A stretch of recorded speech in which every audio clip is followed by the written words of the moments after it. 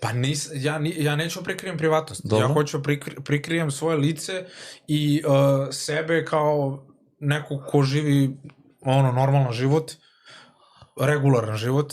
Ti ideš u prodavnicu, ideš u pekaru, ideš, ne znam, u bioskop, ideš u restoran, sediš u parku, šta god. Ja hoću to. Pa pre svega to je bila ideja, a i na kraju krajeva da budem drugačiji od svih, jer bavio sam se muzikom bez maske dugo godina i napravio pauzu od 4-5 godina i samo sam bio u fazonu, brate, hoću opet da izbacujem pesme, hoću tim da se bavim, to volim da radim i onda samo je bilo u fazonu, stavit ću masku i to je to. Како задржаш приватност кога купи Lamborghini? И како живееш нормален живот со Lamborghini? Pa imam još jedan auto koji vozim regularno. Range Rover?